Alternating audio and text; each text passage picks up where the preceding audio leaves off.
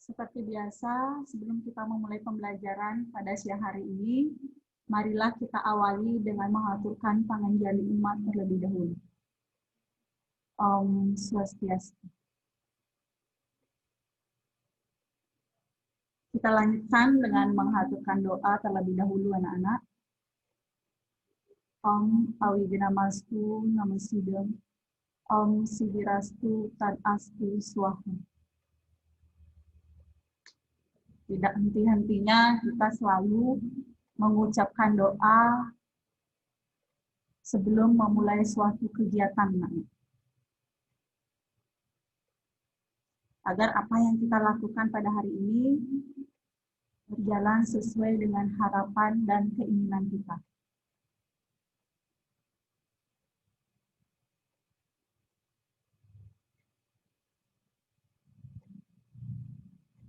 Bagaimana kabar pada hari ini anak-anak?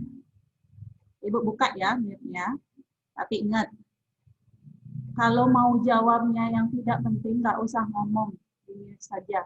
Yang mau komentar, silahkan. Atau yang mau menjawab pertanyaan Ibu dengan baik, silahkan dibuka. Yang nggak, di-mute saja biar nggak ribut.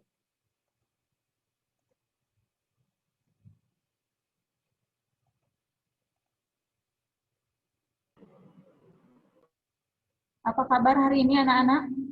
Baik. Ya. Baik, Bu.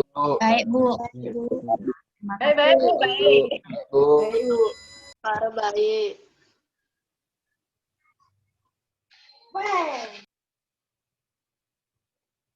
Semoga semua dalam keadaan baik dan sehat anak-anak. Ingat ya, walaupun kita belajar jarak jauh, harus tetap semangat. Ingat juga jaga kesehatan anak-anak. Ibu lanjutkan. Tujuan pembelajaran kita pada hari ini, kita lanjutkan yaitu tentang nastika anak-anak. Minggu lalu kita sampai pada pembahasan yaitu carwaka.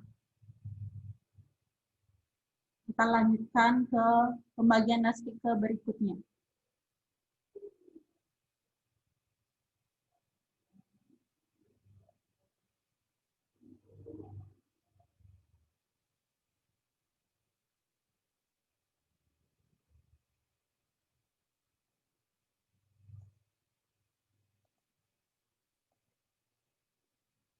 Anak-anak, Ibu mau tanya dulu.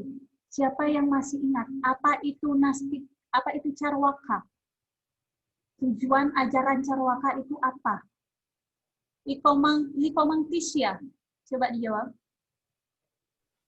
Baik, terima kasih atas waktunya, Bu. Jadi, saya akan menjelaskan carwaka. Carwaka berasal dari kata caru dan fak caru. Di sini berarti manis, sedangkan fak berarti ajaran. Carwaka berarti lidah manis yang bermakna kenikmatan duniawi yang menjadi tujuan tertinggi dari filsafat carwaka ini. Carvaka tidak pernah percaya kepada surga, neraka, dan terhadap Tuhan yang menciptakan alam semesta. Carvaka dikenali sebagai filsafat yang realistis dan ateisme. Carvaka mengajarkan apa yang diinginkan oleh manusia, yaitu lebih menitik beratkan untuk mencari kesenangan duniawi. Iya, terima. Carvaka adalah Begawan Wurspati dengan berkenan pengajaran pada aspek material sebagai tujuan hidup tertinggi dan tidak percaya akan adanya kehidupan di akhirat.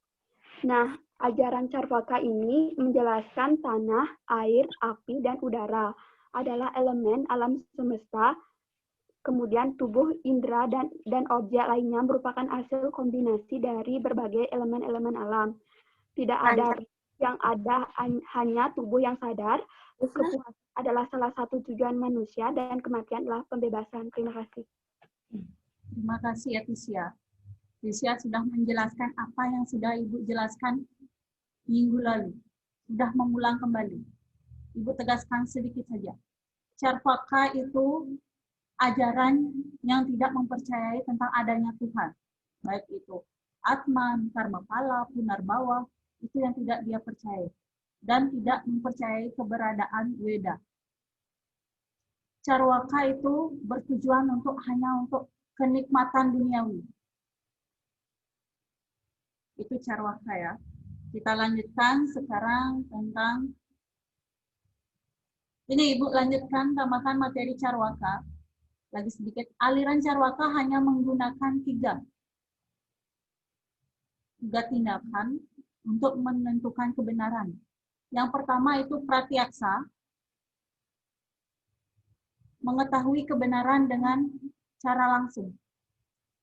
Kalau anumana, mengetahui kebenaran dengan melihat keadaan atau adanya sebab. Misalnya, di sana ada gunung, ada asap, berarti seseorang itu sedang mengetahui, oh itu gunungnya meletus.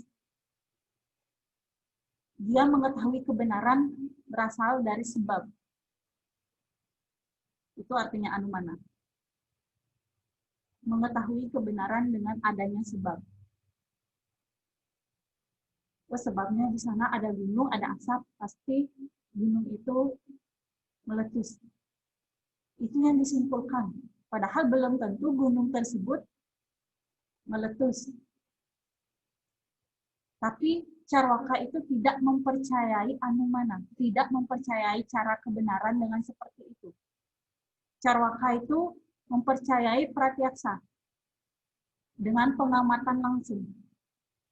Mencari suatu kebenaran dengan pengamatan langsung. Itu yang dipercayai Carwaka ya. Kalau hanya dengan melihat bukti, seperti yang Ibu berikan contoh tadi, itu tidak dipercayai oleh orang Carwaka.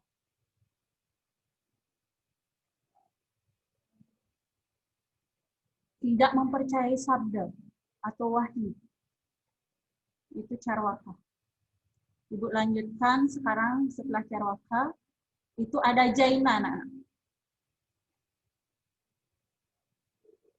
Jaina itu termasuk juga ke dalam Nastika, yang tidak mempercayai adanya Tuhan dan tidak mempercayai keberadaan Weda. Tetapi Jaina di sini berbeda dengan Carwaka. Kalau Carwaka itu tidak mempercayai adanya Atman. Tetapi dalam Jaina itu mempercayai adanya Atman yang menghidupi jiwa ini. Jaina berbeda dengan Carwaka. Jaina itu percaya dengan adanya Atman. Jaina percaya di setiap tubuh manusia itu ada Atman yang menghidupi. Dia mempercayai adanya karma dan punarbawa.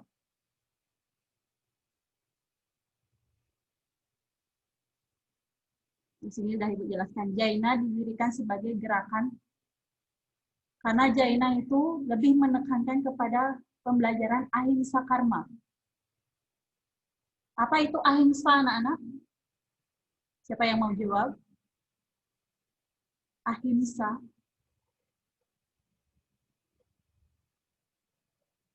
Tidak membunuh atau menyakiti.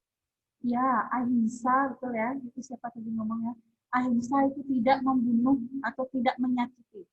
Berarti ajaran Jaina walaupun tidak percaya dengan adanya Tuhan, tetapi dia menekankan ajaran ahimsa. Tidak menyakiti sesama, tidak membunuh. Itu yang ditekankan.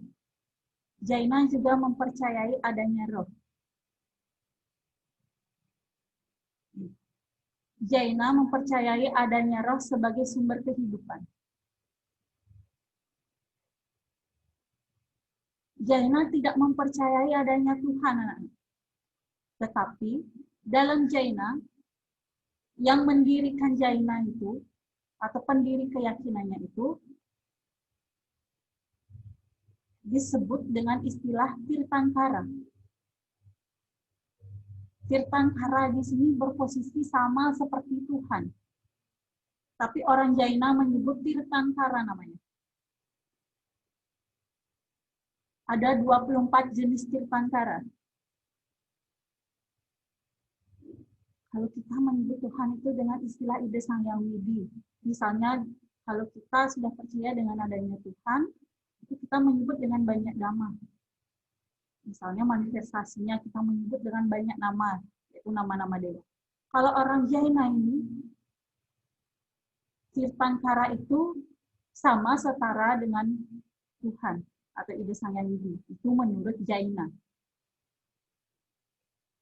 Yang terdapat 24 jenis Tirthankara. Yang pertama Tirthankara itu bernama Kesabadewa. Dan Tirthankara yang terakhir itu ada Mahavira. Ingat ada 24. Ibu lanjutkan.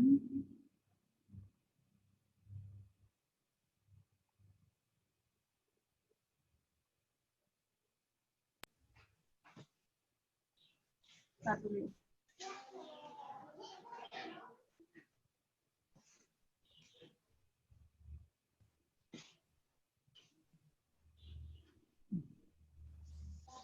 Di sini Jaina mengklarifikasikan pengetahuan menjadi dua, aparoksa dan paroksa. Delia, di-mute dulu ya.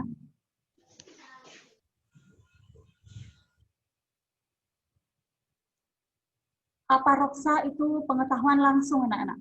Pengetahuan dalam ajaran Jaina yang didapat secara langsung. Dan paroksa yaitu pengetahuan yang tidak langsung. Artinya pengetahuan yang diturunkan secara tidak langsung oleh Tuhannya Jaina. Ingat. Jaina mengenal 5 istilah disiplin spiritual, anak-anak. Di sini ada ahimsa, satya, asteya, brahmacharya, dan aparigraha.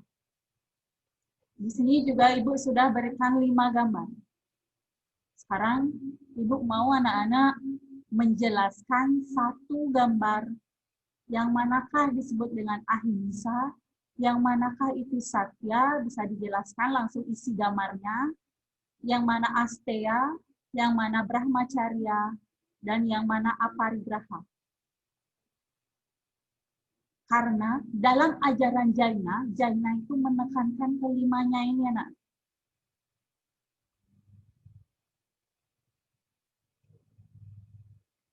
Ya, Tisya, silakan mau jawab salah satu.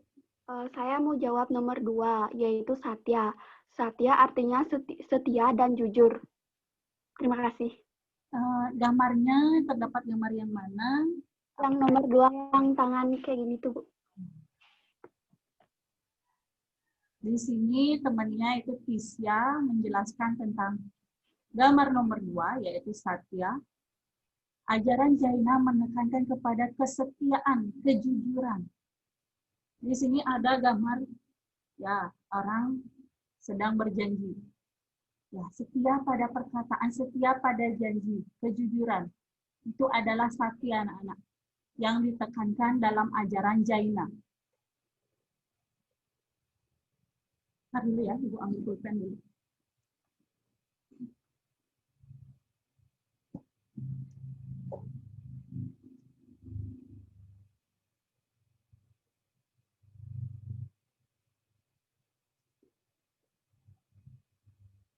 Gambar selanjutnya, siapa yang mau menjawab? Jadi, siapa yang mau menjawab, angkat tangannya selain Tisya. Jelaskan isi gambarnya. Termasuk yang mana dia? Entah itu ahimsa, asteya, brahmacharya, ataupun aparigraha. Ayo, siapa yang mau jawab? Tadi bukan sudah bahas. Ini siapa ya? Priyana Mas. Silakan. Saya akan menjelaskan yang nomor 3, Bu, yaitu STA. Ya, silakan Astia. STA itu berarti tidak mencuri. Gambarnya itu gambar yang pertama di bawah yang ada tanda dilarang mencuri. Ya, di sini ya. Betul ya? Ya. Terima kasih Priyana. Disiplin agama dalam Jaina yang ketiga yaitu asteya yang ditekankan, di mana di sini tidak mencuri. Dalam ajaran Jaina, walaupun Jaina tidak percaya dengan adanya Tuhan, beda penyebutan Tuhan dalam agama dalam Jaina, dia menganggap Tirthankara sebagai Tuhan, alirannya. Dia tidak percaya dengan adanya Tuhan dan Weda. Di sini tetap juga dia mempercayai, menekankan ajaran Asteya, yaitu tidak mencuri, tidak mengambil hak milik orang lain. Gambar selanjutnya, Astiti. Udah kedengeran, Bu? Sudah. Jadi saya akan menjelaskan tentang gambar nomor 1, yaitu ahimsa. Di sini, ahimsa berarti tidak membunuh atau melukai makhluk hidup, artinya selalu menyayangi sesama makhluk lain, bersifat belas asih terhadap semua makhluk. Dalam ajaran agama Hindu, ada beberapa pembunuhan atau himsa karma, seperti membunuh hewan untuk keperluan hidup, sering disebut dengan Atiti Puja, untuk keperluan dewa yajna disebut dewa puja, dan untuk keperluan pitra yajna disebut dengan pitra puja. Jadi pada gambar tersebut yaitu membunuh babi misalnya untuk keperluan dewa yajna. Ya, terima kasih ya Astiti ya.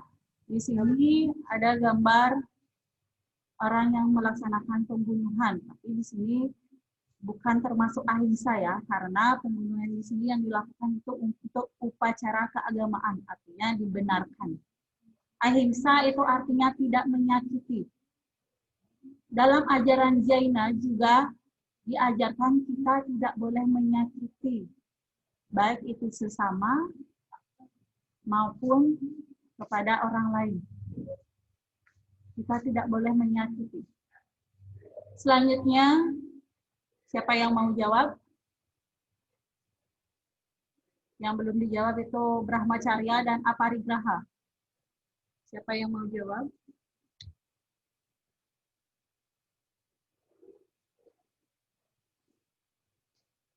Siapa yang mau jawab yang mana Aparigraha, yang mana Brahmacharya? Ini mirip ya. Siapa yang mau jawab? Brahmacharya itu Ibu tambahkan. Brahmacharya pantang mengembar hawa nafsu. Kalau aparigraha itu tidak terikat oleh duniawi. Ini gambarnya mirip. Siapa yang mau jawab? Yang manakah termasuk Brahmacharya? Karena keduanya di sini gambarnya mirip ya anak-anak ya. Brahmacharya pantang mengumbar hawa nafsu. Di sini Ibu perlihatkan Lubdaka pada zamannya. Di sini Ibu berikan contoh beberapa hari yang sebelumnya, itu kan kita merayakan Hari Raya Siwalatri. Di sini Lubdaka pada zaman sekarang itu seperti ini ya anak-anak. Bukan seperti Lubdaka pada zaman dulu. Yang dilakukan pada saat Siwalatri itu ya, ini ada yang berjudi, ada yang minum-minuman keras, mungkin yang paling banyak itu ada yang ngajak pacarnya keluar. Ada nggak yang seperti itu? Kok nggak ada yang jawab? Apakah ada yang seperti itu? Inilah yang dilakukan pada saat Hari Raya Siwalatri. Ini gambar Brahmacharya. Anak-anak harus pantang mengumbar hawa nafsu pada saat hari apapun, termasuk hari raya. Hawa nafsu itu terdapat dalam panca indera anak-anak. Mengendalikan pikiran, mengendalikan perkataan, itu. Mengendalikan perbuatan anak-anak, itu yang mengendalikan hawa nafsu. Tidak hanya mengendalikan perbuatan saja, pikiran juga harus dikendalikan perkataan. Ini yang diajarkan dalam Jaina. Pantang mengumbar hawa nafsu. Terus yang kelima itu ada aparigraha. Ini zaman no, itu ada kalau seseorang zaman sekarang itu kepura, Pasti ujung-ujungnya pasti selfie ya. Nggak selfie. Pasti update status. Inilah masih keterikatan oleh duniawi. Dikit-dikit pasti upload foto, apapun yang dikerjakan, upload foto. Padahal melaksanakan persembahyangan ke pura, tetap juga harus update status. Ini aparigraha. Pantang terikat oleh duniawi. Artinya kalau mau ke pura, ya silahkan. Boleh membawa handphone, misalnya anak-anak itu sebelum ke pura, bukan baru sampai pura langsung ambil HP, selfie. Kalau sampai pura ya duduk, heningkan pikiran, jaga perkataan, jaga sikap. Itu yang harus dilakukan. Ya. Kelima hal ini, itu ditekankan sekali dalam ajaran Jaina. Walaupun Jaina tidak mempercayai adanya Tuhan, anak-anak.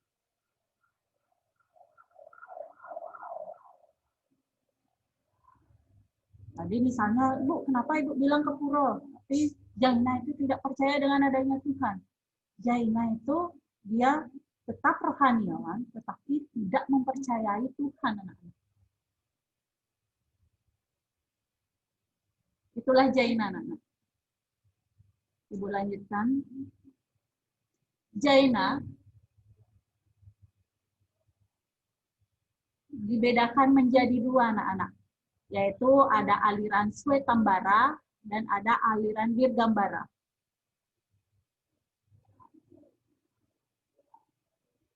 Aliran ini, seperti yang Ibu jelaskan di slide, itu lahir karena adanya perbedaan dalam memahami ajaran Jaina. Orang-orang yang mengikuti aliran Jaina pada zaman dahulu itu, ada juga yang memiliki perbedaan, anak-anak. Perbedaan pemahaman. Makanya di sini aliran Jaina itu dibagi menjadi dua. Ada pengikut Swetambara, Jaina yang bersifat Swetambara, dan ada juga Jaina yang bersifat Dirgambara. Nah, Swetambara yaitu pengikut yang berpakaian putih.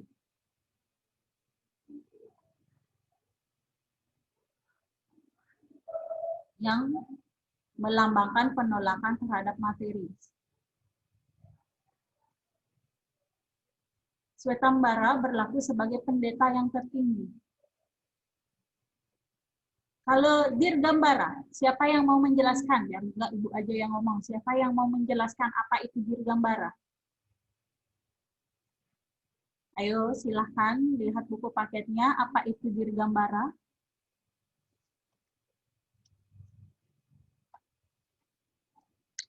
Sudah ada yang ke tangan.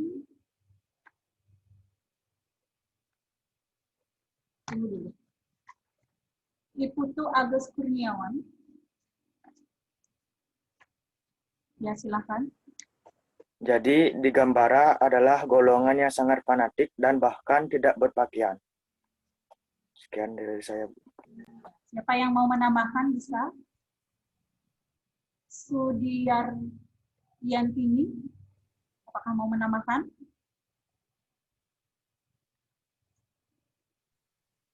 Kedengaran, Bu? Ya, kedengaran. Oke, saya akan menambahkan dari punyanya Agus. Digambara adalah golongan yang sangat fanatik dan bahkan tidak berpakaian. Tambahannya, Digambara itu biasanya berpakaian langit. Itu aja, Bu. Ya. Di sini Dirgambara itu kelompok yang tidak berpakaian atau karena tidak berpakaian diistilahkan dengan berpakaian langit, ya anak-anak ya. Kelompok yang lebih fanatik.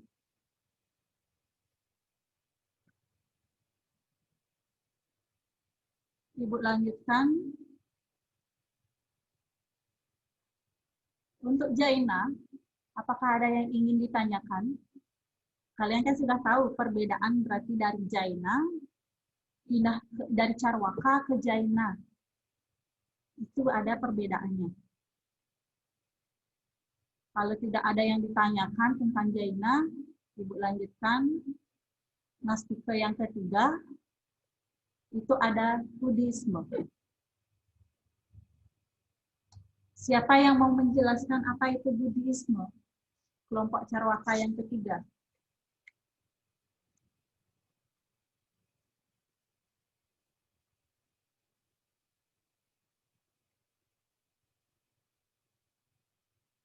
Ya, Sudiaryantini. Baik, saya akan menjelaskan tentang Buddhisme. Buddhisme adalah merupakan protes dari ajaran Brahmana dan menolak ajaran Weda. Buddha lebih menekankan pada aspek etika, cinta kasih, persaudaraan, dan menolak kasta. Ia percaya yang memberikan nirwana bukan Tuhan, tetapi diri sendiri. Tokoh filsafat Buddhisme ini adalah Buddha Gautama, yang lahir pada tahun 567 sebelum Masehi. Pokok ajarannya dibukukan ke dalam 3 buah buku yang disebut Tripitaka, yang berarti 3 keranjang pengetahuan. Buddha meninggal dunia pada tahun 487 sebelum Masehi.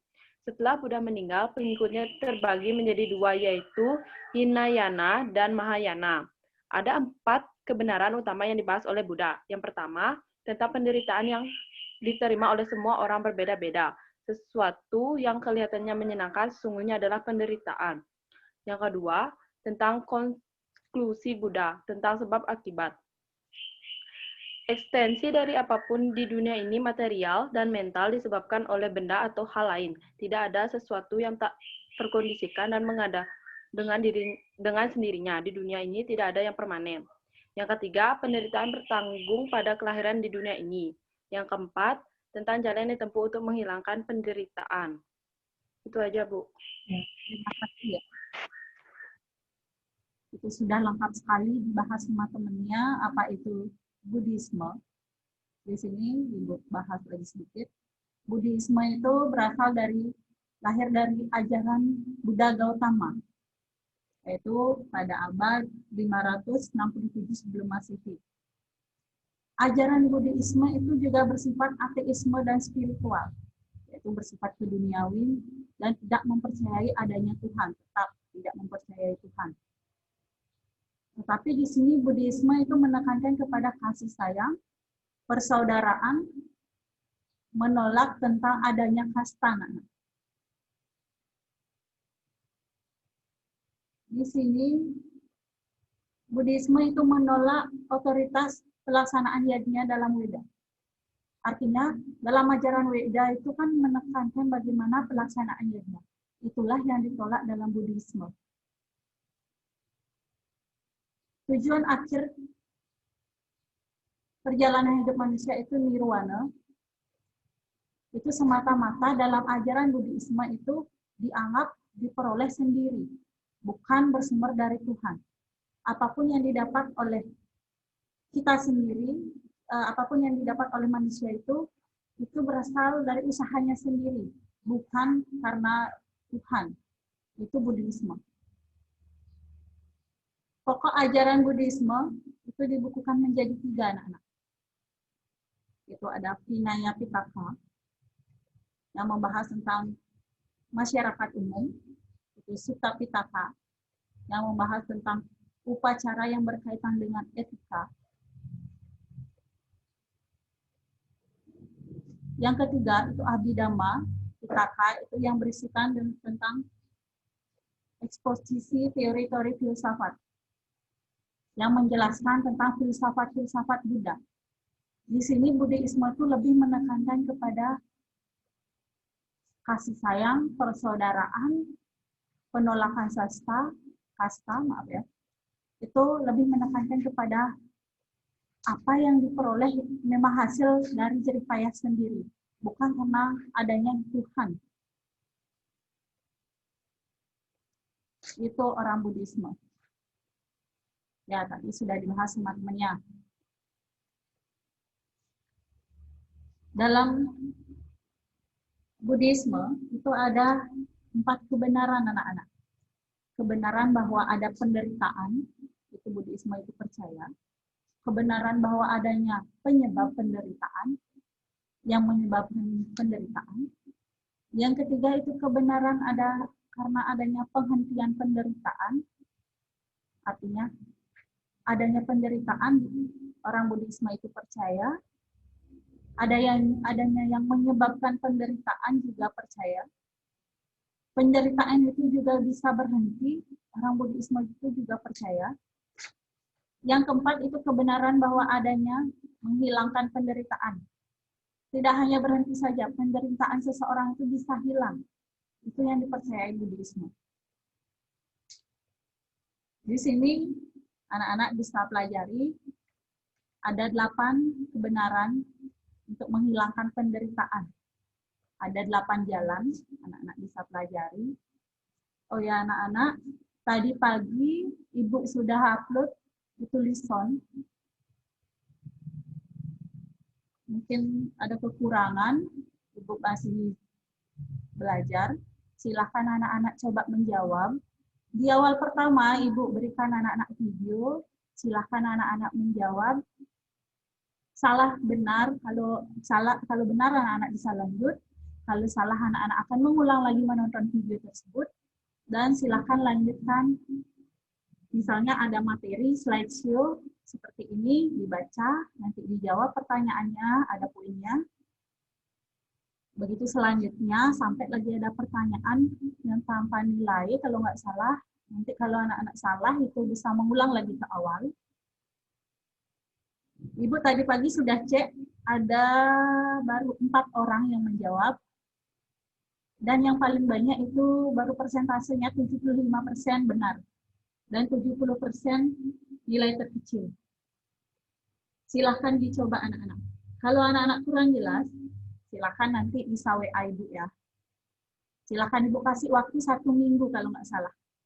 Minggu depan kita ketemu lagi, kita bahas soal tersebut. Yang berkaitan dengan pengertian dari sana, pembagian semua ini, slideshow ini Ibu berikan di sana dan Ibu berikan pertanyaan. Ada 20 pertanyaan saja. Untuk pembelajaran hari ini, Ibu simpulkan kita membahas tentang Jaina, yaitu Jaina yang lebih menekankan kepada ahimsa karma. Tidak menyakiti kepada sesama, kepada semua makhluk. Jaina juga mempercayai tentang adanya roh. Di sini juga Ibu bahas tentang Buddhisme, yaitu lebih menekankan kasih sayang dan cinta kasih kepada sesama, yang tidak mementingkan kasta. Untuk pembelajaran pada hari ini, Ibu cukupkan sampai di sini.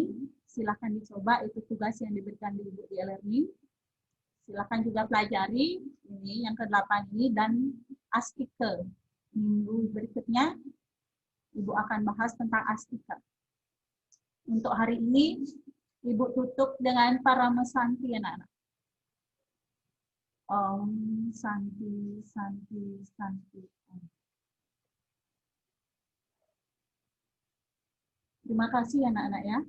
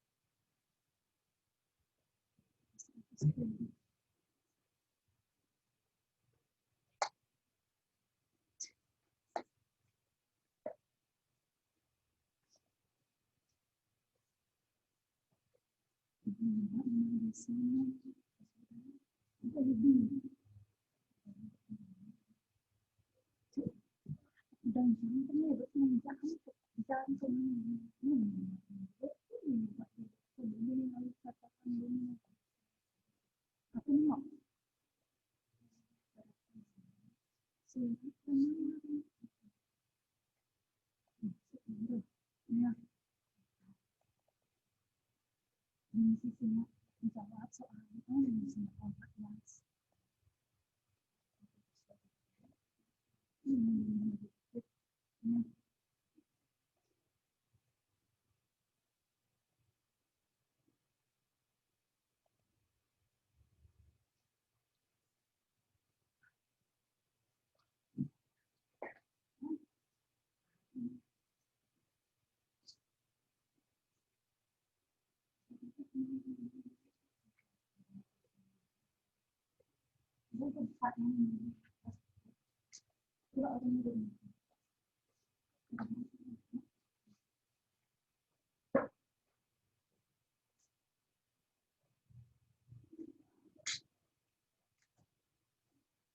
Selamat pagi anak-anak. Selamat pagi. Selamat pagi. Pagi, Bu. Pagi, Bu. Sekarang Pagi, Bu. Pagi, Pagi, Bu. Pagi. Sehat lalu. Pagi, Bu. Pagi, Bu. Siang, Bu. Siang. maaf ya. Siang, Bu. Ya, satu. Ya. Pagi, Bu. Selamat siang anak-anak. Siang. Siang, Bu. Siang, Bu. Siang, Bu. Sebelum Ibu Pagi. Indonesia ya, karena pertemuan minggu yang lalu Ibu digantikan oleh Bu Pande ya.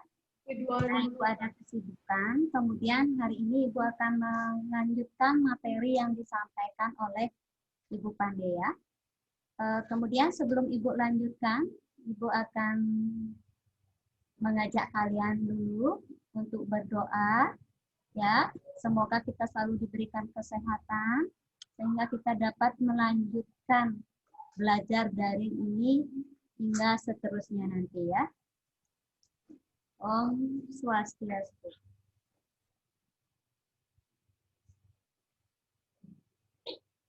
Oke, materi berikutnya yaitu tentang surat penawaran. Ya, mengenai surat penawaran ini adalah materi lanjutan dari materi yang sudah disampaikan oleh Ibu Pande ya. Surat penawaran, tujuan dari pembelajaran ini adalah yang pertama, peserta didik mampu mengidentifikasi surat penawaran. Kemudian yang kedua, peserta didik mampu menyusun surat penawaran. Itu tujuan dari pembelajaran kita hari ini, yaitu surat penawaran ya.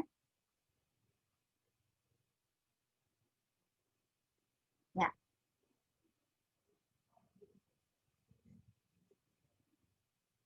Bisa dilihat apa itu surat penawaran? Nah, sebelum Ibu lanjut ke contoh surat penawaran, kalian bisa mengidentifikasi dari contoh surat penawaran yang sudah Ibu tampilkan. Ya, dari apa yang ada di tampilan itu berupa contoh surat penawaran. Dari surat penawaran itu ada tahu tidak? Contoh surat penawaran itu kalian tahu atau bisa tidak kalian menyimpulkan apa itu surat penawaran? Ya. Silakan. Silakan dijawab. Saya, Bu. Ya. Saya, Bu. Saya, Bu. Ya.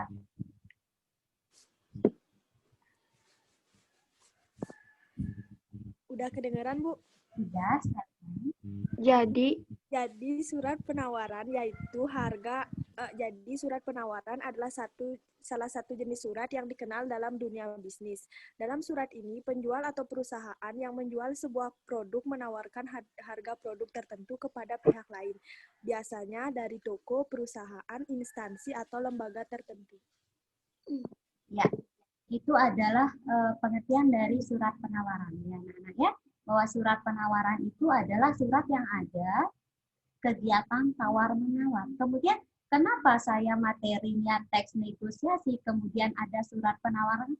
Apakah hubungan materi surat penawaran ini dengan teks negosiasi? Ayo, ada yang bisa? Yunika Agni ya? Saya, Bu. Ya. Saya Jadi, hubungan surat penawaran sama negosiasi adalah karena negosiasi itu sering disebut tawar-menawar dan berkaitan juga dengan jual-beli. Terima kasih. Oke, terus hubungannya dengan surat penawaran apa? Lanjutkan. Ya. Ya, berkaitan dengan tawar-menawar karena kalau negosiasi itu kan disebut dengan tawar-menawar. Jadi, berhubungan dengan surat penawaran. Oke. Jadi, apa hubungan surat penawaran dengan teks negosiasi yang kita pelajari ya, materi teks negosiasi yang sedang kita pelajari di bab pertama pada semester genap ini. Ya. Hubungannya adalah dalam surat penawaran itu ada kegiatan tawar menawarnya antara satu perusahaan dengan perusahaan lainnya. Ya, intinya dalam surat penawaran ini yang ditawarkan itu adalah berupa barang. Ya, berupa barang. Kemudian nanti terakhir ada kesepakatan. Itu adalah negosiasi. Ya, bisa dicermati suratnya. Ini contoh dari surat penawaran. Bisa dipahami? Bisa? Materinya bisa Ibu lanjutkan? Bisa, Nana? Bisa. Bisa. Sudah paham ini? Sudah? Sudah. Oke, materi berikutnya adalah unsur-unsur surat penawaran. Dari pertama tadi, contoh surat penawaran tadi, kalian sudah menyikapi, menyimak yang mana kod surat, kemudian yang mana ada kepala suratnya, tanggal surat, alamat, itu sudah bisa diterka ya. Sekarang Ibu akan menjelaskan tentang unsur-unsur yang ada dalam surat penawaran. Ya, unsur-unsur yang ada dalam surat penawaran yang pertama ada kod surat anak-anak. Ya, dalam kod surat setidaknya harus mencantumkan yang pertama nama lembaga atau instansi atau organisasi. Nah, ini berarti ya, nama organisasi, nama lembaga, ini disebut kod surat. Sudah? Sudah? Ini disebut kod surat. Langsung kalian menganalisis. Sudah? Ya. Berikutnya adalah alamat dan kontak telepon serta website atau email jika itu memiliki email atau website ya. Penulisannya menggunakan huruf besar dan kecil. Ya, coba kita lihat di contohnya. Ya, di websitenya ada, emailnya ada. Sudah? Ya. Berikutnya ada alamat, ya itu sudah. Yang kecil ada logo lembaga atau instansi atau organisasi. Di sini tidak Ibu isi logonya, nanti kalian yang mengisi sendiri ya. Jika kalian membuat, nanti kalian yang mengisi logonya. Tetapi kalau tidak diisi juga tidak apa-apa, ya. Kemudian yang kedua ada nomor surat. Nomor surat ditulis untuk mengetahui urutan dalam pengeluaran dalam suatu instansi. Ya, bukan di sana seperti instansi, salah itu ya, ini instansi ya. Instansi. Itu adalah nomor surat. Di contoh suratnya, ini nomor surat anak-anak ya. Tolong di garis bawahnya nanti. Ya, ini adalah nomor surat. Ketika nanti ada tugas dari Ibu, silakan Ibu menampilkan surat penawaran misalnya. Silakan kalian cek atau kalian tunjukkan unsur-unsur surat penawaran. Yang pertama apa? Yang kedua apa? Ya, Ibu terlihat pada baru sampai pada nomor surat penawaran. Ya. Berikutnya lampiran. Ya. Lampiran surat dicantumkan untuk mengetahui jumlah surat yang dikirim. Ya, kita cek. Ya, ini lampiran. Ya, lampiran. Berapa surat ada? Jika itu 2, diisi 2 lembar. Jika surat itu hanya 1 lembar, diisi dalam lampiran itu 1 lembar. Ya. Kemudian yang keempat, halaman. Hal. Ya. Hal itu adalah inti atau perihal surat tersebut. Apa isi surat tersebut? Itu perihal. Tentang apa? Itu ditulis seperti judul karangan anak-anak ya. Kita cek di contohnya. Ya. Nah, hal penawaran produk spesial. Karena ini di dalam surat penawaran ini adalah menawarkan suatu produk kuliner dalam rangka bisa digunakan nanti sebagai acara ulang tahun, acara pernikahan dan sebagainya. Ya, ini penawaran produk spesial itu.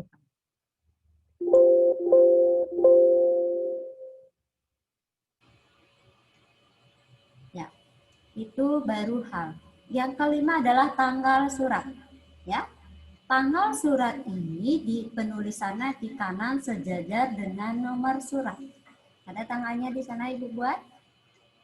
Ada, ini 21 Februari 2021. Ya. Ini contoh ya.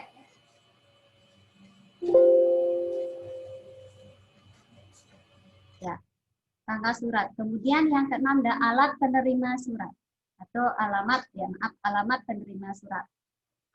Penulisan alamat penerima surat hindari menggunakan kata kepada anak-anak ya, itu alamat penerima surat. Kemudian yang ketujuh ada salam pembuka surat. Kemudian akhiri dengan penggunaan tanda baca koma. Ya, dengan hormat atau salam sejahtera atau apa, tapi di belakangnya pasti ada tanda koma ini contohnya. Ya, dengan hormat. Dah, juga ada komanya ya.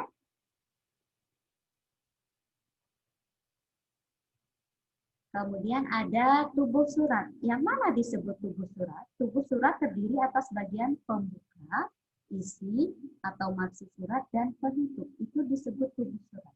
Ya. Yang disebut tubuh surat itu terdiri atas bagian pembuka, isi atau maksud surat. Nah, ini namanya pembuka. Ini semua sampai akhir disebut tubuh surat ya. Ada isi, ada pembuka, ada isi dan penutup surat.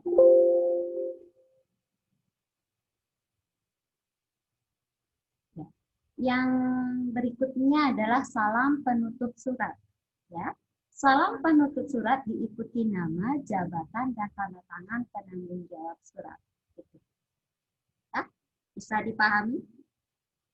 Atau dari tadi unsur-unsur surat penawaran ada yang ditanyakan, Bu, saya belum paham atau saya belum mengerti tentang nomor 3 misalnya, nomor 4. Nanti akan Ibu jelaskan kembali. Kalau misalnya sudah mengerti, akan Ibu lanjutkan ke materi berikutnya. Sudah? Bisa dilanjutkan anak-anak? Bisa? Bisa?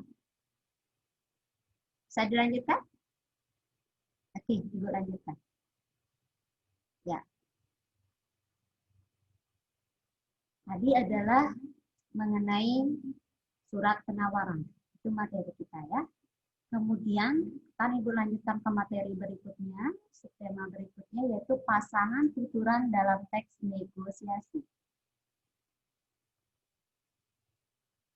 Ya, pasangan tuturan dalam teks negosiasi. Silakan kalian cermati dulu kutipan teks berikut yang sudah Ibu tampilkan ya.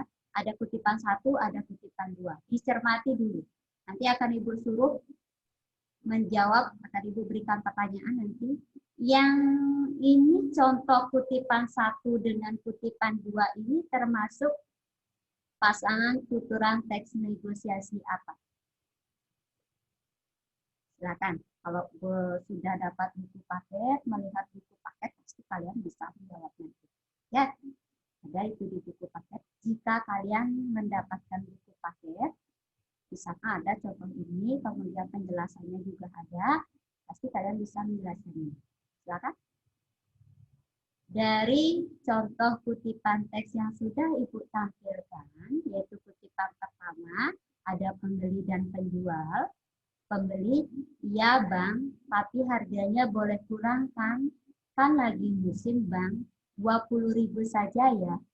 Penjual, belum boleh Bu, 28.000 ya Bu, biar saya dapat untung Bu. Kutipan kedua, sama, pembeli dan penjual. Pembeli, baiklah.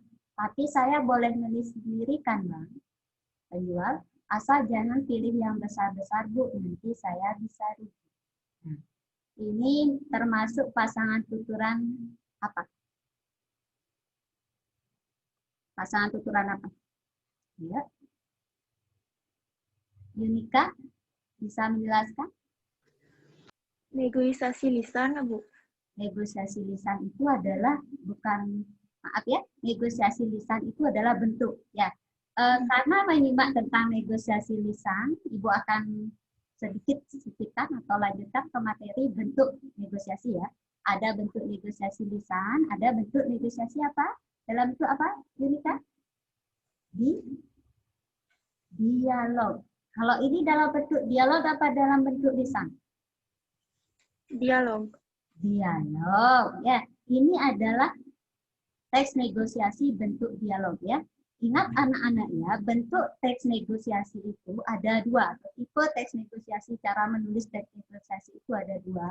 Yang pertama lisan, kemudian yang kedua adalah dialog. Ya, ayo ada yang bisa menambahkan. Mungkin Yunika belum tepat menjawabnya. Kemudian Astuti Utari, coba Astuti. Ini merupakan pasangan tuturan apa? Negosiasi lisan, Bu. Negosiasi lisan. Nanti kita cermati ya. Kita lanjutkan dulu berikutnya. Itu adalah bentuknya ya. Ibu minta pasangan tuturan. Nah, nanti. Ya, Bu. Oke.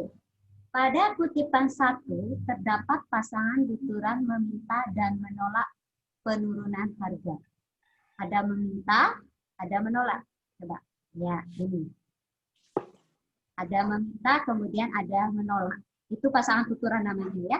Pasangan tuturan itu adalah suatu kalimat tuturan yang dipakai dalam suatu teks negosiasi. Ya. Namun, pasangan tuturan itu masih menyangkut dengan kepentingan dalam masing-masing teks di dalam teks negosiasi tersebut ya. Itu pasangan tuturan. Jika ada bertanya, ada tidak ini yang menjawab? Ada jawabannya? Ada ya. Berarti ini menjawab, ini apa? Ini bertanya, ini menjawab. Ya, lihat. Oke. Pada kutipan 1 terdapat pasangan tuturan meminta dan menolak penurunan harga. Jadi pasangan tuturan pada kutipan wacana 1 itu adalah meminta dan menolak penurunan harga. Ini. Pak cek berikut contoh pasangan tuturan. Ya. Di bawahnya sudah Ibu cantumkan contoh pasangan tuturan juga. 6 contoh pasangan tuturan yang terdapat di dalam yang sering kita temukan dalam teks negosiasi. Ya.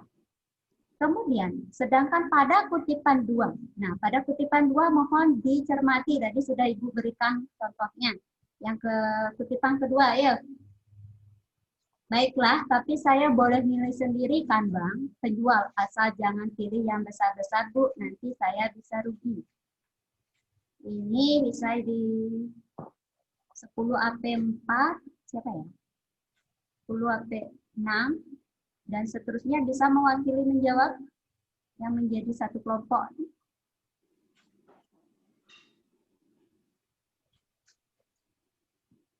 Silakan.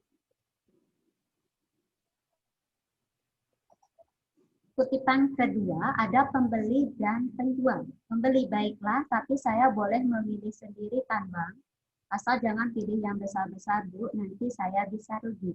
Oke, Yunika, maaf Yunika, coba dicoba lagi. Bisa nggak kamu mengerti? Ini termasuk, termasuk pasangan tuturan apa dalam kutipan teks yang kedua? Milih sendiri kan, Bang.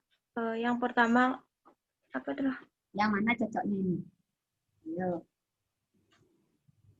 Ya, coba Yunika. Baiklah, tapi saya boleh memilih sendiri kan, Bang? Asal jangan pilih yang besar-besar, Bu. Nanti saya bisa rugi. Nah, apa cocok pasangan tuturannya ini? Yang pertama kayak penawaran. Yang kedua? Kayak kesepakatan gitu, Bu. Kesepakatan. Oke, kita lihat ya. Ya. Nah, Ya, sedangkan pada kutipan kedua, pasangan tuturannya meminta dan memberi. Lihat, ya, kedua. Baiklah, tapi saya boleh milih sendiri itu meminta. Dah, pasangan tuturan meminta. Sudah, Yunika? Oke. Yang kedua, asal jangan pilih yang besar-besar, Bu. Nanti saya bisa rugi. Yunika, nomor absen berapa? Nomor absen 36. Kelas AP 9. Oke, 9. Ya. Yunika, AP 9.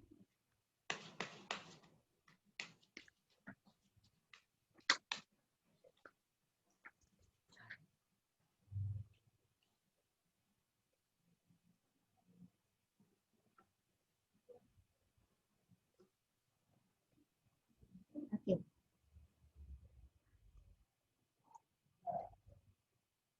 Ya, pasangan tuturan sesungguhnya adalah, silakan. Pasangan tuturan sesungguhnya adalah tindakan saling memberi respon, tindakan saling memberi pesan dan merespon antara partisipan dalam kegiatan negosiasi. Itu adalah pengertian dari pasangan tuturan.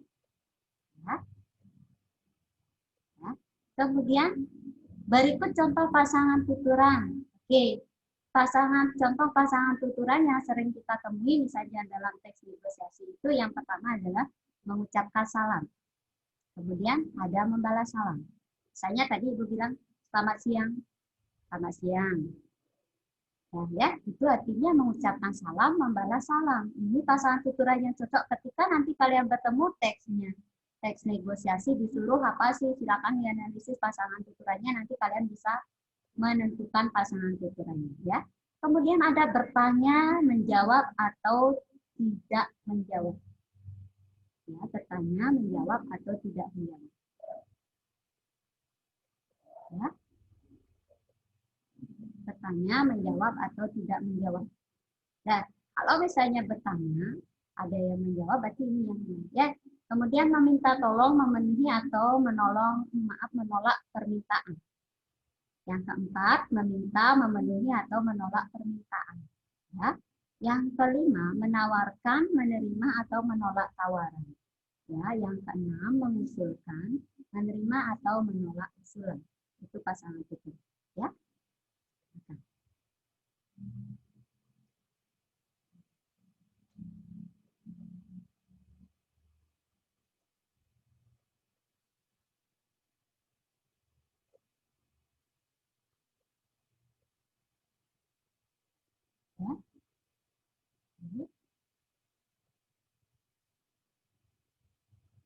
Ya. Ibu lanjutkan ya.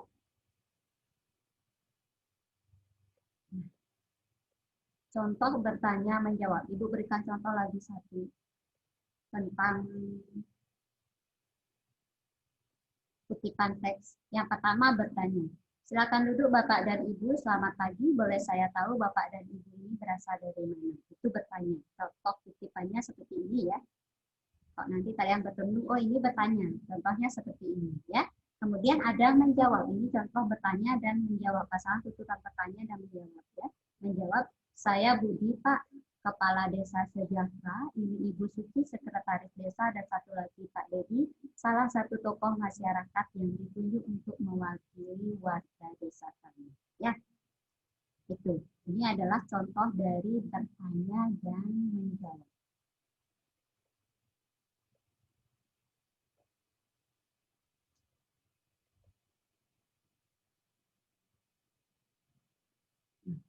Silakan. Ya, bisa Ibu lanjutkan?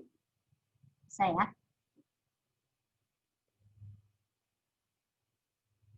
Ya. Kemudian materi berikutnya Ibu lanjutkan mengenai kalimat persuasif dalam teks negosiasi. Silakan.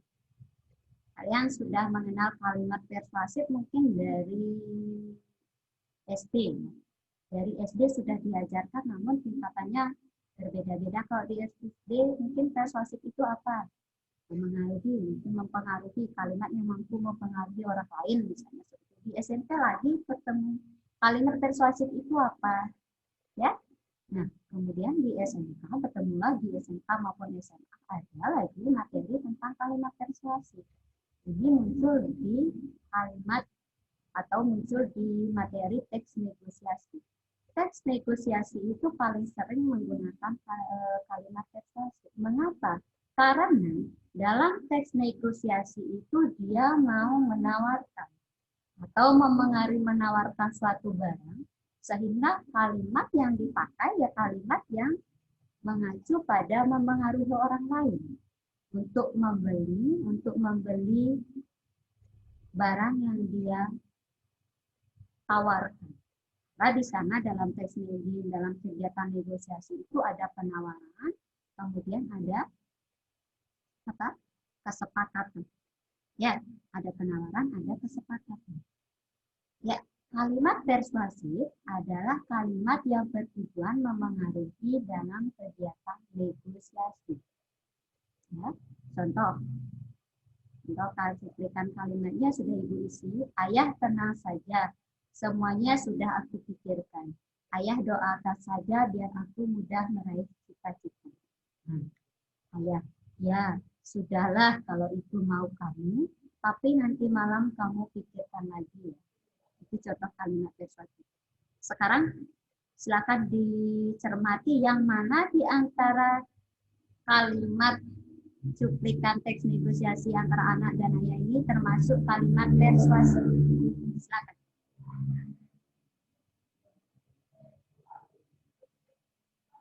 Ayo.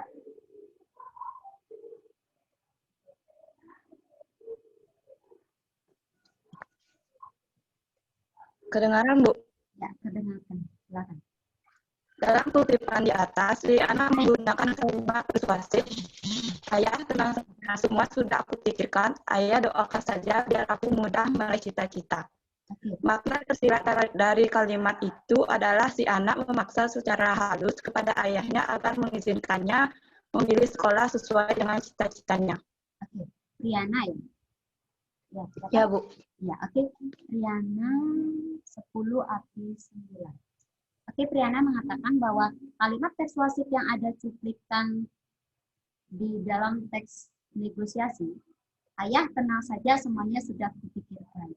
Ayah doakan saja biar aku mudah meraih cita-cita. Itu makna yang tersiratnya atau makna tersurat ada di dalam teks ya. Maaf Ibu, makna tersirat. Makna tersiratnya adalah si anak itu menentang, kemudian dia ingin memilih sekolahnya sendiri ya Priana ya, memilih sekolahnya sendiri sesuai dengan apa yang menjadi minatnya, tetapi dia menolaknya secara halus. Itu adalah termasuk kalimat persuasif yang ada dalam contoh kutipan teks negosiasi yang diberikan ya. Priana.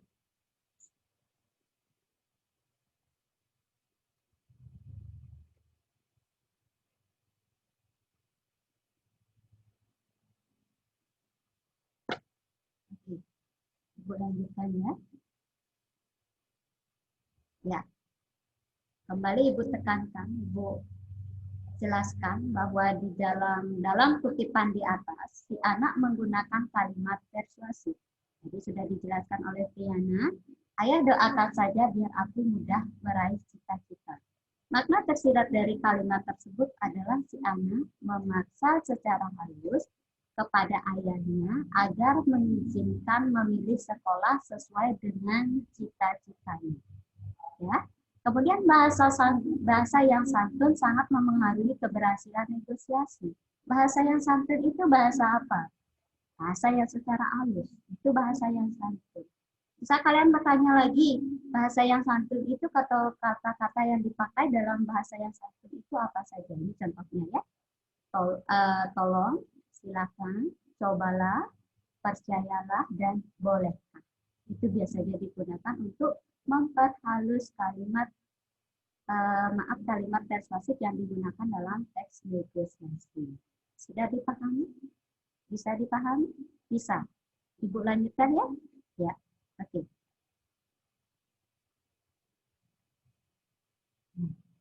Terakhir materi kita di bab 1 ini adalah menyusun teks negosiasi.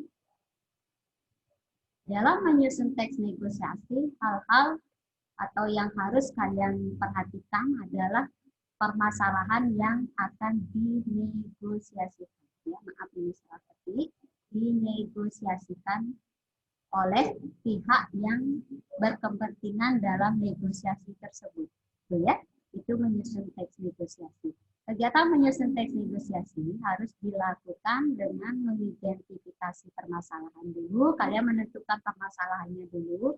Permasalahannya apa? Ketika kalian biasanya negosiasi atau kegiatan negosiasi itu adalah kita temukan di pasar paling sering ya, karena di sana ada kegiatan tawar dan menawar. Ya, ada pembeli, ada penjual. Ada penjual juga ada pembeli. Penjual menawarkan barangnya, kemudian pembeli ikut memberikan respon dari penawaran yang diberikan oleh penjual. Itu dalam kegiatan negosiasi ya. Yang pertama mengidentifikasi permasalahan. Permasalahan dulu kalian tentukan. Oh, saya akan membahas apa dalam kegiatan teks negosiasi hari ini. Lalu kalian bisa menyusunnya ya. Oke, sudah bisa dipahami? Ya. Dari apa yang sudah Ibu sampaikan tadi, materi dari pertama tentang surat penawaran, kedua itu tentang kalimat persuasif, yang terakhir adalah menyusun teks negosiasi. Ada pertanyaan? Ada pertanyaan? Tidak. Oke, sebelum Ibu akhiri, silakan disimpulkan dulu. Siapa yang bisa membantu Ibu menyimpulkan pembelajaran kita hari ini, silakan. Priana, coba Priana, simpulkan pembelajaran kita hari ini. Atau Astiti Utari? Silakan, bantu Ibu. Ya, kedengaran, Bu. Iya, sudah. Jadi selama pembelajaran tadi kita sudah belajar tentang mulai dari pengertian surat penawaran, unsur-unsur surat penawaran, pasangan tutur dan pasangan tuturan dalam teks negosiasi. Iya.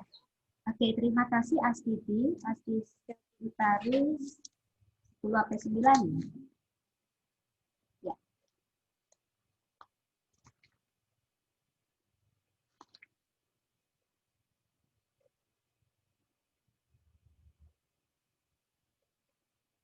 Ya, terima kasih Astiti. Tadi sudah menyimpulkan pembelajaran kita hari ini, yaitu tentang apa itu surat penawaran, bahwa surat penawaran itu adalah surat yang di dalamnya ada kegiatan tawar-menawar. Kemudian yang ketiga adalah kalimat persuasif yang digunakan dalam teks negosiasi. Kalimat persuasif itu adalah kalimat yang intinya mampu memengaruhi beberapa pihak yang ada dalam kegiatan negosiasi. Ya. Kemudian terakhir adalah menyusun teks negosiasi.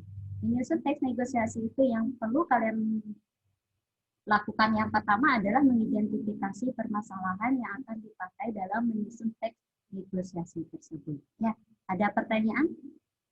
Sebelum Ibu akhiri dengan Ramesanti. Ya, tolong ganti cek e-learning-nya mungkin hari ini atau besok Ibu akan kirim tugas lesson-nya ya. Tolong dicek kemudian dikerjakan ya.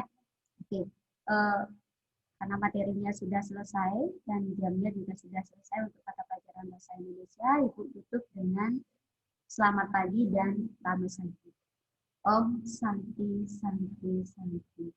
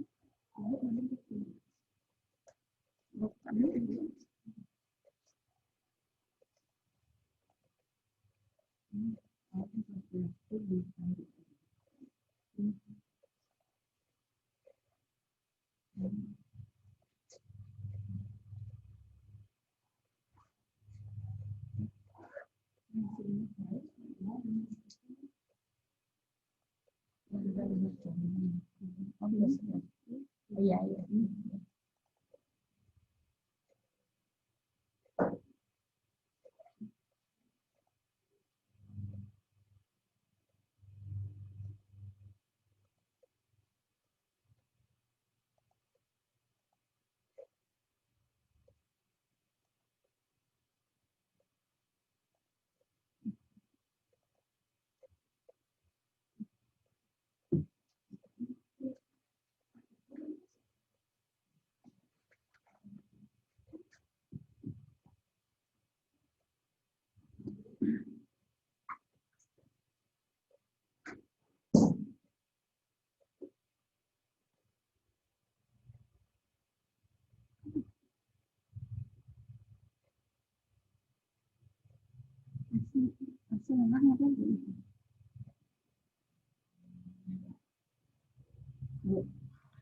Sampai mana dulu?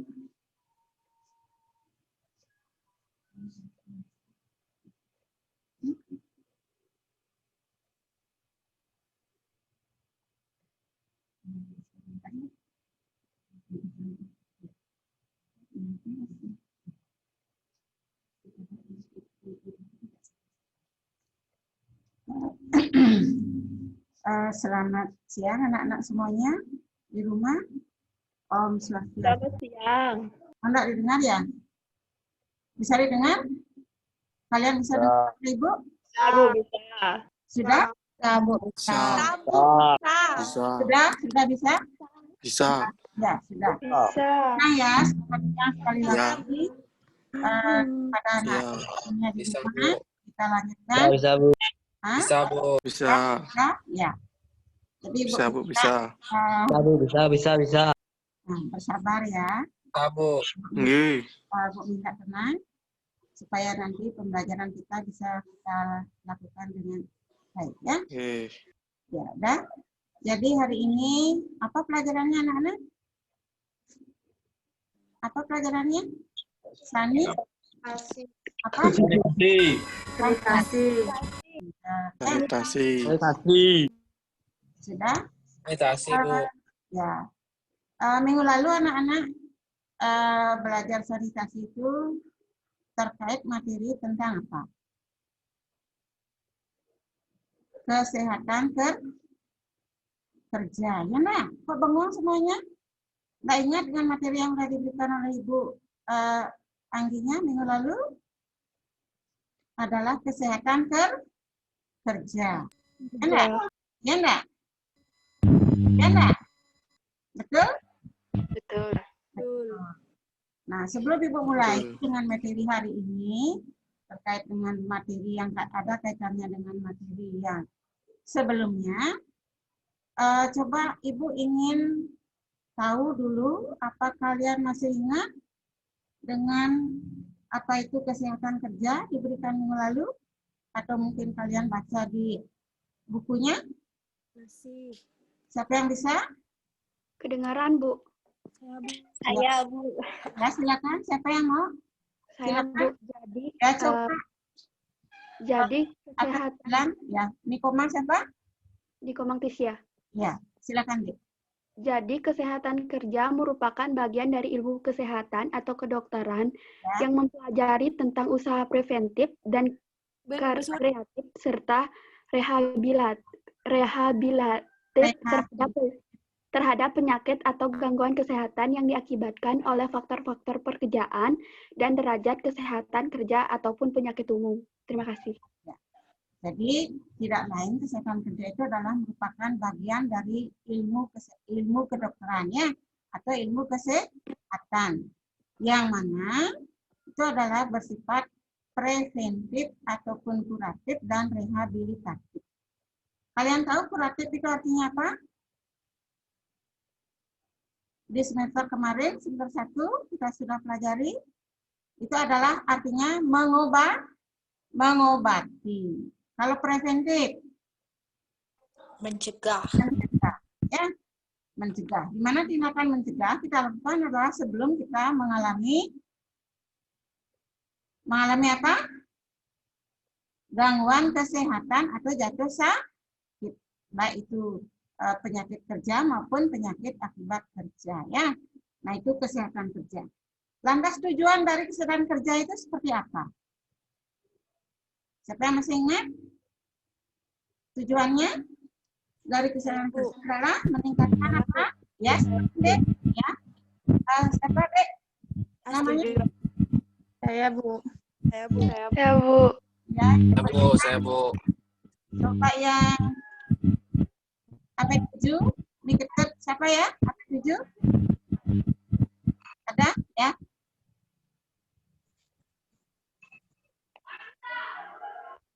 Ayo, siapa yang mau? Tujuan dari kesehatan kerja. Ya, silakan, Dek. Bu. Ya. Bu. Jadi tujuan kesehatan kerja adalah 1. Meningkatkan dan memelihara derajat kesehatan tenaga kerja setinggi-tingginya, baik fisik, mental, maupun sosial di semua lapangan pekerjaan. 2. Mencegah timbulnya gangguan kesehatan yang disebabkan oleh kondisi lingkungan kerja. 3. Melindungi tenaga kerja dari bahaya yang ditimbulkan akibat pekerjaan. 4. Menempatkan tenaga kerja pada lingkungan kerja sesuai dengan kondisi fisik, feel tubuh, dan mental psikologis tenaga kerja yang bersangkutan. Dan yang terakhir, menciptakan lingkungan kerja yang aman, nyaman, dan sehat. Tercapainya derajat kesehatan tenaga kerja yang setinggi-tingginya, serta mendukung peningkatan efisiensi dan produktivitas kerja. Aja, Bu. Ya, jadi seperti itu ya, sudah betul sekali, bagus ya. Berarti anak-anak sudah mengikuti dengan baik apa yang diberikan minggu lalu ya. Jadi itu tujuan dari kesehatan kerja. Kemudian persyaratan dari ruangan kerja seperti apa? Kemarin ada berapa yang harus dipenuhi agar ruangan itu memenuhi syarat kesehatan di mana pekerja nantinya bisa beraktivitas dengan baik. Apa kira-kira? Saya,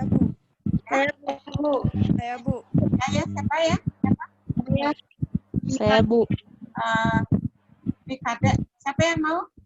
Yunika ya? Yunika. Saya, Bu. Siapa? Ya. Saya, Bu.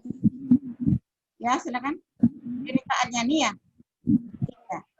Yang pertama, adanya tersedianya air bersih.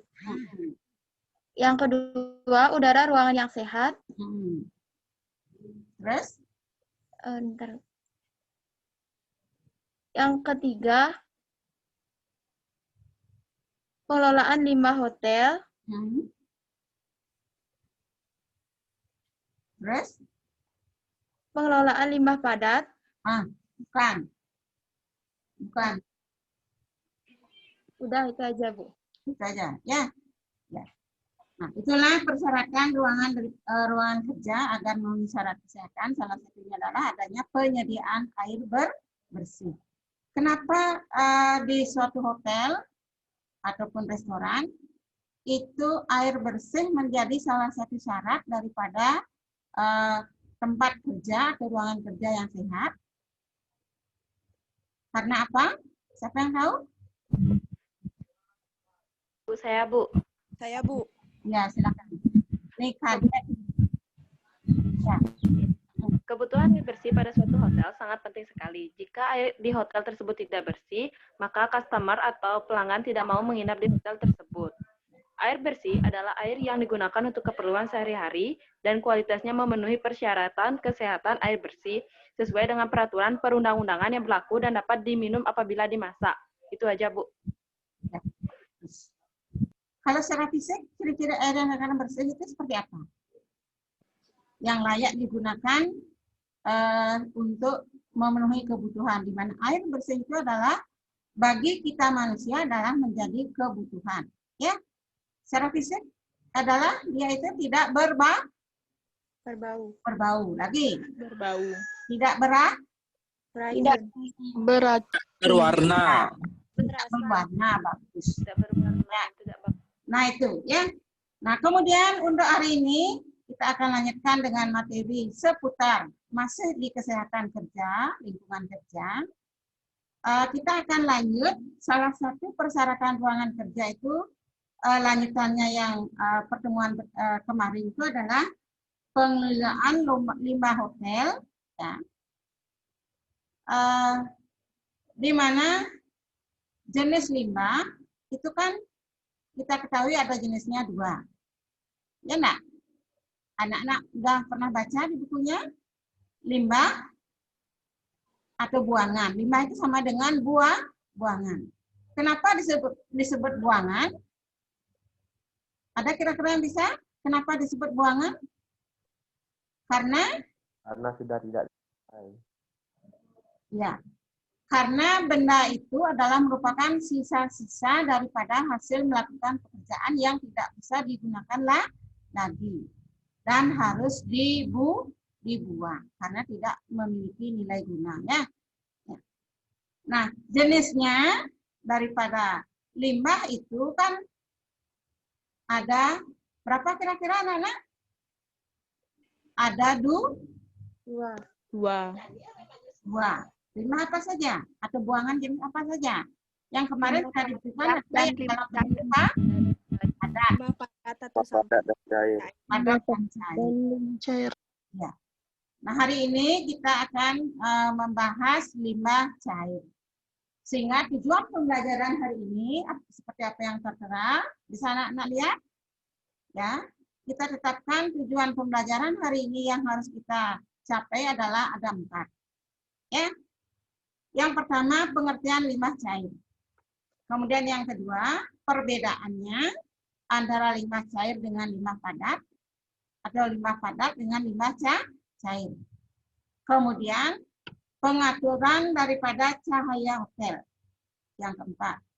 Kemudian tujuan pembelajaran kita yang keempat adalah menjelaskan tentang pengendalian vektor penyakit. Itu tujuannya pembelajaran kita hari ini pada hari Kamis tanggal 21 Januari 2021. Mudah-mudahan apa yang kita tetapkan, apa yang kita programkan, tujuan pembelajaran tersebut bisa berjalan tepat waktu dan tidak kekurangan waktu. Kita mulai dari yang pertama, pengertian limbah cair. Ya. Mungkin tidak terlalu sulit. Ya. Apa itu limbah cair? Seperti halnya pengertian daripada limbah secara umum adalah apa? Pengertiannya limbah secara umum baik dalam bentuk padat maupun cair seperti tadi adalah benda-benda yang tidak bisa digunakan lagi dan harus dibuang. Sisa-sisa dari melakukan pekerjaan baik dalam bentuk padat maupun dalam bentuk cair. Nah, jika limbah padat itu sudah barang tentu seperti namanya padat adalah dalam bentuk padat. Contohnya misalnya apa? Kemarin limbah padat. Siapa yang tahu? Contoh limbah padat misalnya? Botol bekas. Ya, botol bekas. Itu adalah golongan limbah padat yang tergolong benda atau sampah atau limbah padat yang tergolong non-organik apa organik apa yang lain? Non-organik. Ya. Organik. Kok organik? Non-organik. Kenapa non-organik? Karena terbuat dari plastik. Nah, bukan. Siapa yang lain? Yang lain siapa yang bisa? Kenapa disebut non-organik? Karena susah terurai. Ya, karena tidak mudah diuraikan oleh alam. Dia itu suka sulit untuk membusuk ya. Jadi jika kita buang begitu saja, limbah atau sampah jenis tersebut yang jenis non-organik atau disebut juga anorganik itu akan tidak mudah membusuk atau terurai. Biar sampai kapanpun dia tetap utuhnya tidak akan membusuk. Beda dengan yang jenisnya organik. Paham anak-anak? Bisa anak-anak bedakan? Organik dan anorganik? Bisa. Ya. Nah, pembelajaran kita di sini, seperti topiknya pengertian limbah cair, itu adalah limbah atau buangan yang berbentuk cair termasuk tinja. Kira-kira anak-anak paham limbah cair? Sudah ya? Jelas ya? Nah, perbedaannya juga sudah ya. Perbedaan limbah cair dan limbah padat. Mungkin Brenda kalian bisa yang jelasin tentang perbedaannya. Setelah Ibu berikan pengertian limbah cair, kemudian minggu lalu anak-anak sudah belajar limbah padat. Coba Komang, ini Komang siapa ya? AP berapa? AP 9? Kalau limbah padat itu berbentuk padat. Kalau limbah cair itu cair. Contohnya, kalau limbah padat? Kalau limbah padat itu contohnya botol bekas. Nah, kalau limbah cair itu misalnya limbah air tinja dan deterjen air cucian. Ya, ataupun limbah kamar mandi. Limbah ganti TV. Baik, ya. Berikut kita lanjut sistem penanganannya. Ya. Sistem penanganan khususnya untuk limbah cair di sini ada yang pertama, kualitas efluen harus memenuhi syarat sesuai dengan ketentuan perundang-undangan yang berlaku. Jadi lebih-lebih sekarang ada khusus undang-undang yang mengatur tentang pembuangan sampah atau limbah. Kemudian saluran limbah cair harus kedap air dan tertutup sehingga limbah cair dapat mengalir dengan lancar dan tidak menimbulkan bau. Berikut.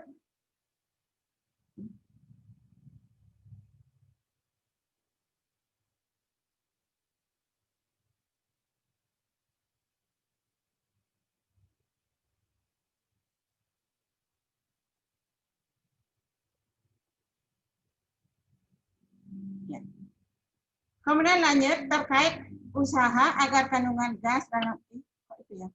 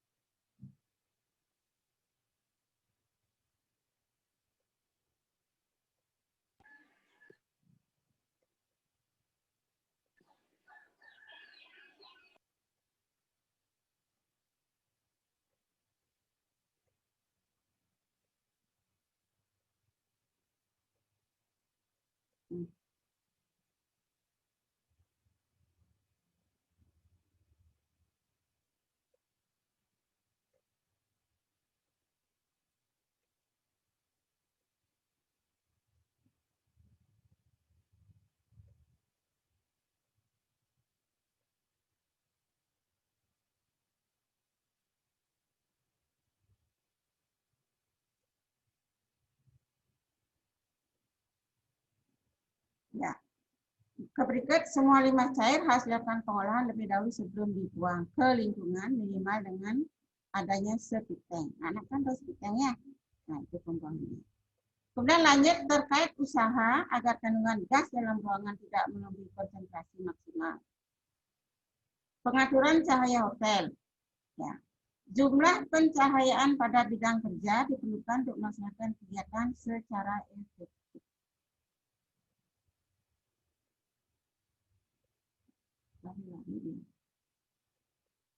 Intensitas cahaya di ruangan minimal 100 lux agar memenuhi persyaratan kesehatan dilakukan tindakan sebagai berikut. Ya.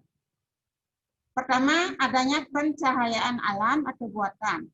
Diupayakan tidak menimbulkan kesialan dan memiliki intensitas sesuai dengan peruntukannya, sesuai dengan kegunaannya maksudnya ya. Bisa dilihat dalam modulnya lebih jelas ya. Mungkin di sini agak Ibu terputus-putus. Kemudian penempatan bola lampu dapat menghasilkan penyinaran yang optimum dan bola lampu yang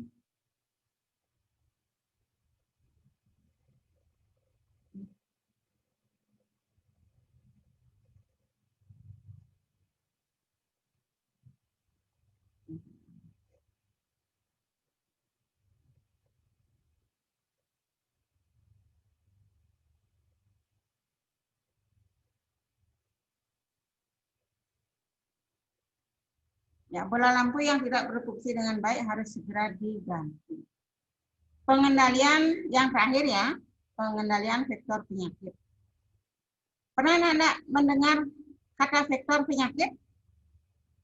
Atau sudah membaca di bukunya? Apa itu? Hewan yang dapat Hewan? Sudah. Nah, apa itu? Coba dari anak-anak. Hewan yang menjadi perantara menularnya suatu penyakit. Misalnya serangga. Lihat di bukunya ya. Kemudian ada reservoir. Itu penyakit. Reservoir penyakit itu adalah hewan yang di dalam tubuhnya. Jadi dalam tubuh hewan itu terdapat kuman penyakit yang dapat ditularkan kepada orang lain atau kepada manusia. Misalnya tikus. Nah, bagaimanakah cara pengendalian vektor penyakit? Yang pertama adalah dengan mengadakan pengendalian apa? Pengendalian apa kita lakukan? Fisik. Ya. Kemudian yang berikutnya adalah konstruksi bangunan tidak memungkinkan masuk dan berkembang biaknya vektor. Jadi konstruksi bangunan itu dalam arti dia itu tidak memudahkan, tidak memungkinkan berkembangnya vektor penyakit. Kemudian selalu menjaga kebersihan lingkungan sehingga tidak terjadi penumpukan sampah dan sisa makanan. Pengaturan peralatan dan arsip secara teratur. Nah, itu mohon diperhatikan beberapa cara untuk pengendalian vektor ya. Jadi anak-anak tolong diterapkan pertama ini di rumah. Meniadakan tempat perindukan atau sarang serangga dan tikus. Bagaimana kira-kira tindakan yang bisa kita lakukan untuk meniadakan tempat perindukan atau bersarangnya serangga maupun tikus? Apa kira-kira langkah yang bisa kita kerjakan untuk meniadakan tempat berkembang atau tempat perindukan dikatakan sarang serangga dan tikus? Kira-kira apa yang anak-anak bisa kerjakan? Ini adalah merupakan tindakan mencegah, boleh dikatakan ya, berkembangnya atau menjadi tempat bersarangnya serangga dan nyamuk. Salah satunya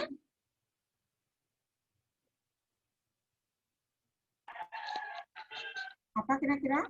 Salah satunya? Rutin melakukan kebersihan setiap hari.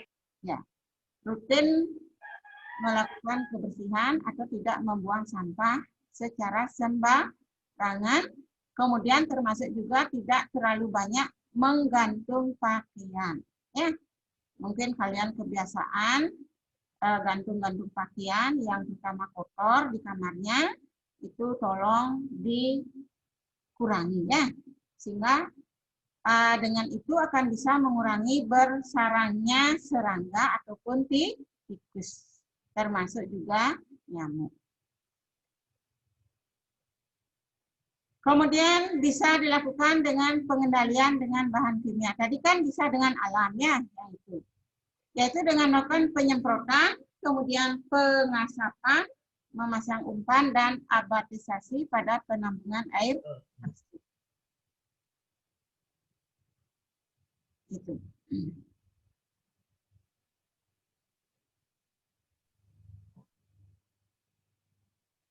Jadi itu materinya tentang limbah cair yang berikan untuk kali ini.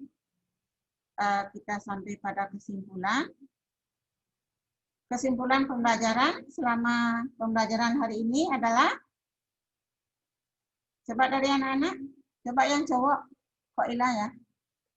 Nomor 4, AP3. Siapa yang bisa? Ya, silakan, Dek. Kesimpulan pembelajaran yang kita lakukan, proses pembelajaran hari ini terkait limbah cair adalah, pertama, coba yang aktif, Niki saja, koma siapa namanya ya? AP9 ya. Komang, siapa namanya, Dek? Yang lainnya udah.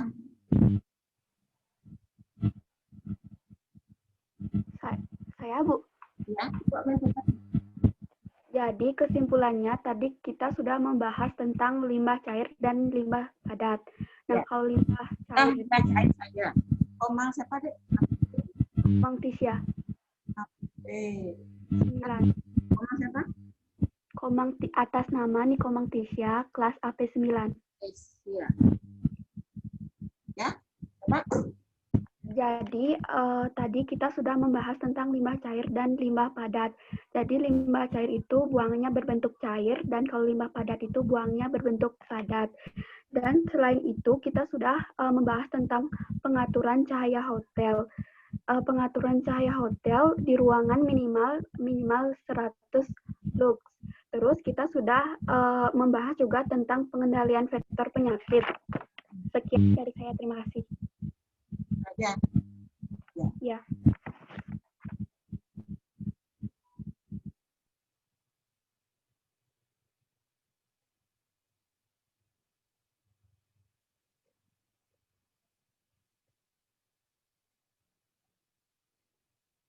Nah, sekarang dari kalian ada pertanyaan? Tidak. Tidak. Kenapa tidak? Sudah jelas semuanya tentang limbah cair khususnya? Sudah, Bu. Terkait persyaratan, salah satu persyaratan daripada ruangan kerja yang sehat. Nah, sekarang kalau dari kalian tidak ada yang bertanya, Ibu berikan beberapa pertanyaan. Yang pertama, jelaskan pengertian limbah cair. Coba selain Komang Kesia, yang lainnya? Saya, Bu. Yang lain? Saya, Bu. Saya, Bu. Ada 9 juga? Ada 9 juga, ada siapa namanya? Ya, saya, Bu. Kadek? Sudi Ariantini. Sudi Ariantini. Ya. Sudi Ariantini. Ya, Dek, Suryantini. Jelaskan pengertian itu. Iya. Limbah cair adalah limbah atau buangan yang berbentuk cair. Contohnya itu air tinja. Itu aja, Bu. Ya. Yang pertanyaan kedua, siapa yang bisa? Saya, Bu. Saya, Bu. Saya, Bu. Siapa? Saya, Bu. Pak sebut nama Bu. dan kelas. Krisna, Bu. Dia, Bu. Nama lengkapnya, Dek. Nama Krisna, lengkap. Bu. Nama lengkapnya? IGD Agus Krisna Divarta. AP AP10. 10 IGD Agus Krisna Divarta. Agus Krisna Adi Varta. Agus Krisna ya. Ya. Oke, jadi perbedaan limbah cair dengan limbah padat yaitu limbah cair merupakan limbah yang berasal dari sisa kegiatan yang berbentuk cair dan mudah larut ke dalam air. Contohnya, sisa deterjen air cucian, limbah air tinja, sisa zat pewarna kain, limbah pabrik produksi tahu, dan lain-lain. Sedangkan limbah padat merupakan limbah yang berwujud padat dan umumnya kering. Contoh limbah jenis ini yaitu sampah, botol bekas, botol kaca, kertas, dan lain-lain. Ya. Terima kasih, Bu. Ya, bagus sekali ya. Mantap, Krisna. Mantap, Krisna. Wah, Katakan lagi ya. mantap. Berikut yang ketiga. Saya, Bu. Saya, Bu. Saya, Bu. Nama Ya, dan Bu. kelas berapa? Saya, Bu. Astiti Utari dari AP 9. P7. AP7 ya, AP7 dulu. Bu. Atas Ketut nama Widiani. siapa, Dek? Ini Ketut Widiani, AP7. Ini Ketut Widiani. Udah, Bu. Langsung, Dek. Ya. Jumlah pengaturan pada bidang kerja diperlukan untuk melaksanakan kegiatan secara efektif. Intensitas cahaya di ruang minimal 100 lux. Agar memenuhi persyaratan kesehatan, perlu dilakukan tindakan sebagai berikut. 1. Pencahayaan alam atau buatan diupayakan tidak menimbulkan kesilauan dan memiliki intensitas sesuai dengan peruntukannya. 2. Penempatan bola lampu dapat menghasilkan penyinaran yang optimum dan bola lampu harus sering dibersihkan. Ya. 3. Bola lampu yang tidak berfungsi dengan baik segera diganti. Ganti. Bagus. Semuanya pintar-pintar ya. Widiani. Yang terakhir. Saya, Bu. Pengertian faktor penyakit dan reservoir penyakit. Saya, Bu. Saya, Bu. Ada. Ya, Bu. Berikan kesempatan kepada adik yang cowok. AP. Bapak, Dek.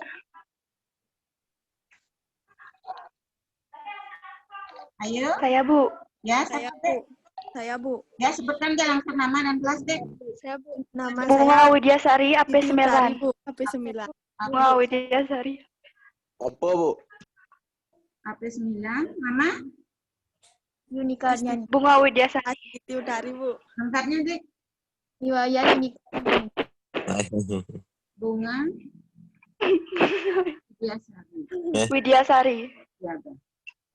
Ada bunganya, bunga kembang ya. Ya, lanjut, Dek, karena waktu sudah juga pas. Jadi vektor penyakit adalah hewan yang dapat menjadi perantara penular sebagai penyakit tertentu, misalnya serangga. Terus kalau Sudah, Bu. reservoir penyakitnya, Reservoir atau penjamur penyakit adalah hewan yang di dalam tubuhnya terdapat kuman penyakit yang dapat tertular kepada manusia, misalnya tikus. ya, bagus. Ya udah, terima kasih. Berarti apa yang kita pelajari hari ini, kiranya kalian semuanya bisa memahami semua. Berarti tujuan pembelajaran yang kita harapkan bisa kita capai. Ibu ucapkan terima kasih banyak ya. Mudah-mudahan pada setiap pembelajaran seperti itu interaksinya ya, jadi bagus ya. Karena di sini terbatas waktunya dan waktu tepat sudah habis, berarti untuk hari ini. Apa kalian belajarnya dari jam pagi? Dari jam berapa belajarnya tadi? Jam 12, Bu. Jam Jam 12. Enggak, dari mata pelajaran yang lain? Ah, ya, sekarang kalian bisa, kan udah habis ya, udah selesai sekarang ya. Ini adalah tugas yang terakhir. Jadi kalian bisa mengerjakan tugas-tugas. Mungkin ada tugas e-learningnya. Jadi untuk Ibu e-learningnya mungkin berikut lain kesempatan Ibu akan kirim juga. Ibu minta dengan baik ya. Ada pertanyaan dulu sebelum Ibu akhiri? Ya. Tidak ada? Jika tidak ada, berarti pertemuan berikutnya, jadi pertemuan selanjutnya adalah penataan ruangan dan bangunan. Mungkin minggu depan yang diberikan oleh Ibu Anggi. Ibu ucapkan terima kasih dan selamat siang. Om Santi Santi Santi. Terima kasih. Selamat beristirahat ya. Ya. Silakan. Bubar. Bubar jalan. Bubar. Bubar jalan ya. Sudah. Yoi. Bar. Yoi. Annyeong. Siap, bro. Bubuk, bro. Bangun bawa pedang. Sudah kita tanya.